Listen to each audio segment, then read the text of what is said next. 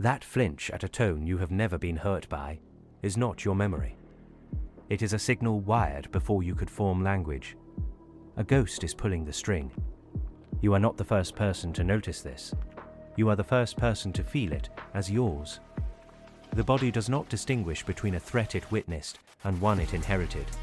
It only knows the alarm, the exact pitch of a raised voice, the scent of a certain weather pattern, the precise sound of a door closing. These are not abstract associations. They are electrical pathways laid down in utero, in the womb of someone who learned to fear them. Your nervous system is not your own. It is a borrowed survival manual, written in a dialect you did not choose. The child who startles at a slammed door is not reacting to the door. They are reacting to the last time that sound preceded violence. The problem is, the last time was 3 generations ago. The body does not update its references. It treats ancestral data as current intelligence. This is not intuition. It is a physiological debt you never agreed to assume, collected in installments you do not recognize. You think this is about your ancestors.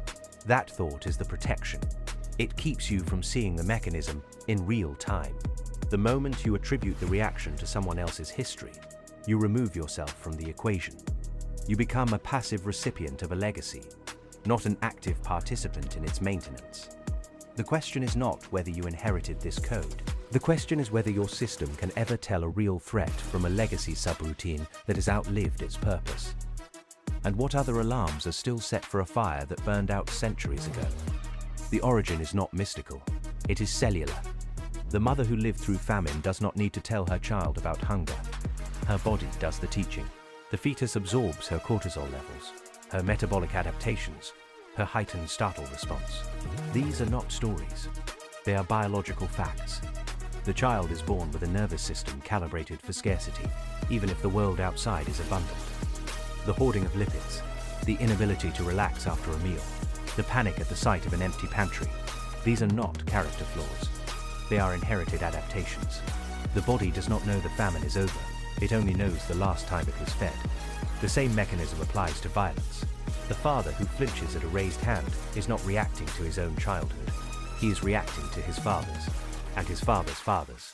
The trauma is not in the memory. It is in the muscle. The body remembers what the mind cannot. The exact angle of a strike, the rhythm of footsteps approaching from behind, the way a voice drops before an explosion. These are not learned behaviors. They are hardwired responses. The child who ducks before the hand is raised is not being dramatic. They are running a program written before they were born. This is not limited to extreme trauma. The pattern repeats in smaller, more insidious ways. The person who cannot tolerate being interrupted is not reacting to the interruption. They are reacting to the last time being silenced meant being erased. The person who panics at the thought of being late is not reacting to the clock. They are reacting to the last time lateness meant abandonment. The body does not distinguish between the original wound and the echo. It only knows the alarm. The problem is, the alarm is no longer accurate. The world has changed. The body has not. The intelligent person does not escape this. They dress it differently. They have better language for why they are not doing the thing. They call it boundary setting. They call it self-care. They call it being discerning. What they are doing is the same thing anyone else would do. They are avoiding the trigger. The difference is, they have a vocabulary for it. The vocabulary does not change the mechanism. It only makes it harder to see. The high achievers version is particularly deceptive. They do not avoid conflict. They master it. They become the person who can handle anything, who never flinches, who never shows fear. This is not strength. It is a different kind of avoidance. The body is still running the same program. It has just learned to hide the flinch. The person who never raises their voice, who never loses their temper, who never admits to being overwhelmed.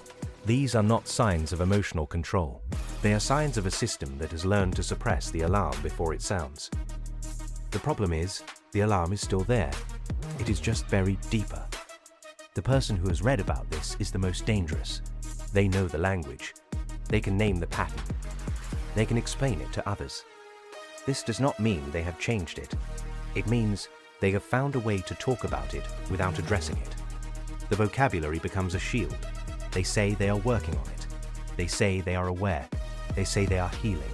What they are doing is the same thing anyone else would do. They are avoiding the work. The awareness is not the change, it is the new avoidance. You thought of someone else just now. That is the protection working.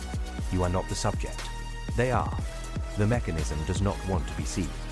It redirects the gaze outward. The moment you apply this to someone else, you remove yourself from the equation. You become the observer, not the observed. The problem is, the mechanism does not care who you are observing. It only cares that you are not observing yourself.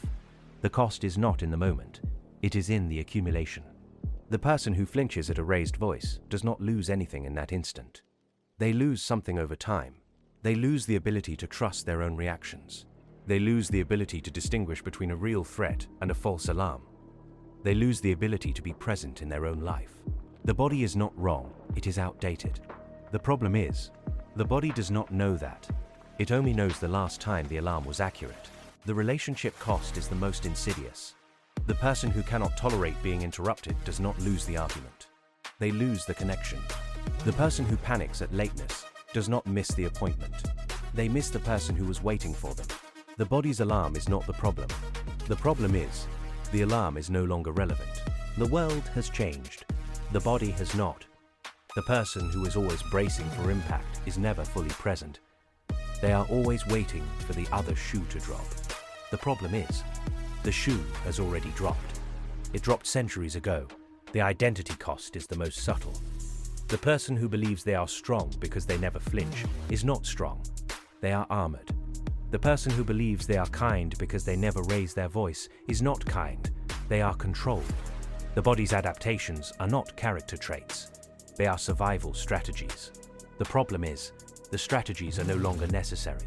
The body does not know that. It only knows the last time the strategy worked. I do not have this pattern. I have only watched it. What I find remarkable is how little knowing that changes anything for the person who does. The awareness is not the solution. It is the first step. The problem is, most people stop there. They mistake the awareness for the change. They think knowing is enough. It is not. The body does not care what you know. It only cares what you do. The person who knows they are running an outdated program is still running the program. The awareness is not the off switch. It is the first clue. The rare exception is the person who does not stop at awareness. They do not mistake the vocabulary for the work. They do not use the language as a shield. They use it as a tool. They do not avoid the trigger. They approach it. They do not suppress the alarm. They listen to it. They do not redirect the gaze outward. They look inward. It only knows the last time the alarm was right. The inevitability is that most people will not do this. They will know. They will talk about it. They will apply it to others. They will not change. The mechanism is too old. It is too deep. It is too comfortable. The body does not want to update its references. It thinks the old ones are still valid. The problem is, the world has changed. The body has not. The person who is always waiting for the famine is never fully fed. The person who is always waiting for the strike is never fully safe. The body does not know the difference. It only knows the last time the alarm was right. The next mechanism is the rationalization. The person who knows they are running an outdated program will find a way to justify it. They will say, it is just how they are. They will say it is part of their identity. They will say it is who they are. The problem is, it is not. It is who they were. The body does not know that. It only knows the last time the program worked. The person who believes they are their adaptations is not free. They are trapped in a loop. The loop is not the problem. The problem is, the loop is no longer necessary. The body does not know that. It only knows the last time the loop saved it. The final observation is this.